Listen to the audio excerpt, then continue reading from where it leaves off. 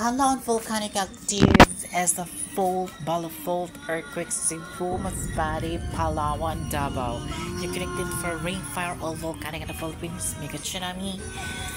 You know what? Yan ang tinatawag na the big one. Pag gumalaw lahat ng volcanic sa Philippines, hindi lang lahat around the world yan. Kaya good luck na lang.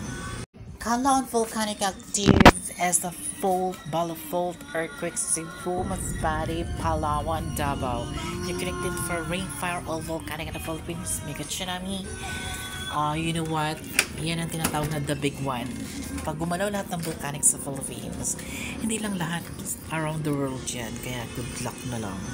Alam nyo ba na naglabas ng makapal na usok ang bulkang Canlaon? Yes, naglabas ng makapal na usok na umabot sa 300 meter ang bulkang Canlaon sa pagitan ng Negros Occidental at Negros Oriental. Trending ito ngayon sa iba't ibang social media platform na kung saan naka-alert level 2 na ang bulkan Canlaon at kailangan ng lumikas ng mga tao na malapit sa bulkan dahil nga dito inabisuhan ang lahat na mag-iingat. Grabe, sa sunod-sunod na paglindol, nakakatakot na talaga.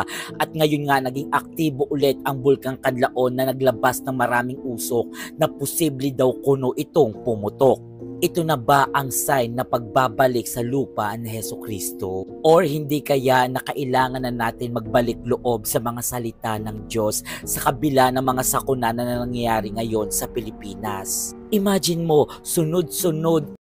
Mag-ingat kayo sa kapwa nyo at huwag kayong magtiwala sa mga kamag-anak nyo dahil ang bawat isa ay mandaraya at naninira ng kapwa. Dinadaya ng bawat isa ang kapwa niya at wala ni isa ang nagsasalita ng katotohanan. Sanay na sa pagsisinungaling ang mga dila nila at pinapagod nila ang sarili nila sa paggawa ng kasalanan. Puro na lang pandaraya ang ginagawa nila. At dahil sa pandaraya ay ayaw na nila akong kilalanin. Kaya ako ang Panginoong makapangyarihan ay nagsasabing dadalisayin ko sila na parang metal. At susubukin ko sila.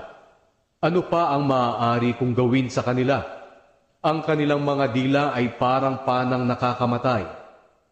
Puro na lang pandaraya ang kanilang sinasabi. Huwag kayong magtiwala sa mga makapangyarihang tao o kanino man, dahil sila'y hindi makapagliligtas.